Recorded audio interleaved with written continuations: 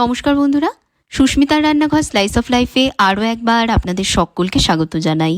খুবই সহজ একটা রেসিপি ভিডিও নিয়ে আবারও চলে এসেছি আজকের পর্বে। আজ আমি তৈরি করব চিংড়ি মাছের বড়া।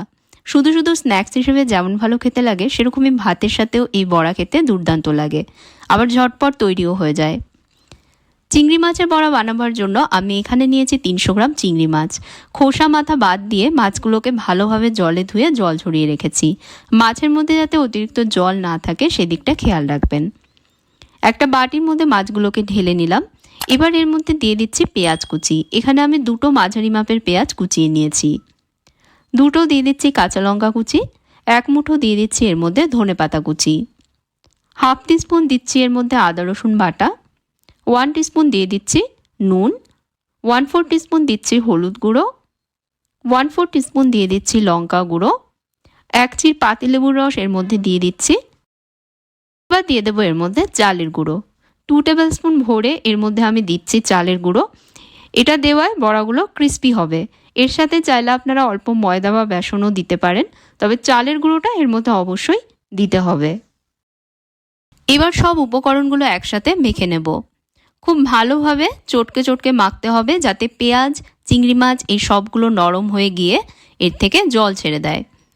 এটা মাখতে আলাদা করে জল দেবেন না, মাখতে মাখতে এর থেকে যতটুকু জল ছাড়বে তাতেই দেখবেন মাখা হয়ে যাবে। পেঁয়াজগুলোও দেখবেন মজে যাবে আর মাছগুলো আধ ভাঙা হয়ে সব উপকরণের সাথে সহজেই মিশে যাবে। এভাবে আমি প্রায় 5 মিনিট মাখছি। দেখুন সব নরম হয়ে একসাথে সুন্দরভাবে মিশে গেছে। অল্প একটু মিশ্রণ হাতে নিয়ে দেখে নেবেন বাইন্ড হচ্ছে কিনা। যদি দেখেন বড়ার শেপে গড়া যাচ্ছে তাহলে বুঝবেন ঠিকভাবে মাখা হয়েছে, কিন্তু যদি দেখেন বড়ার আকারে গড়া যাচ্ছে না তাহলে এর মধ্যে আরও 1-2 চামচ চালের গুঁড়ো বা ময়দা অথবা বেসন মিশিয়ে নেবেন। বড়াগুলো ভাজবার জন্য একটা কড়াইতে পর্যাপ্ত পরিমাণ সাদা তেল গরম করে নিচ্ছি। তেল খুব ভালোভাবে গরম হলেই বড়াগুলো তেলের মধ্যে ছাড়বেন।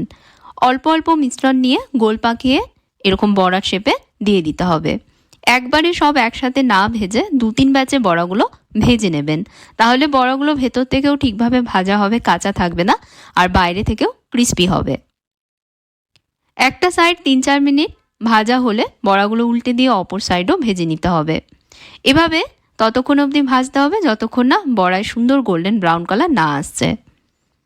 লো মিডিয়াম আঁচে ভাজবেন, তাহলে খুব বেশি তেলও টানবে না, আবার ভেতরটাও ঠিকভাবে ভাজা হবে। বড়াগুলোয় গোল্ডেন ব্রাউন কালার চলে আসলেই শেষের কয়েক সেকেন্ড আঁচটা একটু বাড়িয়ে দেবেন। বাড়িয়ে দিয়ে কয়েক সেকেন্ড হাই আঁচে ভাজবেন, তাহলেই দেখবেন বড়াগুলো একদম ক্রিস্পি তৈরি হবে। তবে খেয়াল রাখবেন ভাজতে গিয়ে যাতে পুড়ে না যায়, কারণ আঁচ বাড়ানো থাকলে সমানে হাতা দিয়ে উল্টে পাল্টে দিতে হবে, নাহলে কিন্তু পুড়ে যাবে। এভাবে কয়েক সেকেন্ড ভেজে নিয়ে তেল ঝরিয়ে কড়াই থেকে তুলে নেবেন। আর সেম প্রসেস ফলো করে বাকি বড়াগুলো ভেজে নেবেন। আমি এভাবে 2-3 ব্যাচে সমস্ত বড়াগুলো ভেজে নিয়েছি।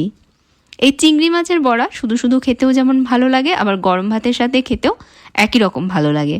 কেমন লাগলো ভিডিওটা অবশ্যই আমাকে কমেন্টসে জানাবেন। ভালো লাগলে লাইক আর শেয়ার করতে ভুলবেন না, আর আমার চ্যানেলে অবশ্যই সাবস্ক্রাইব করবেন। সাথে পাশে থাকা বেল আইকনে প্রেস করে দেবেন, যাতে নতুন রেসিপি চ্যানেলে আসলেই জানতে পারেন।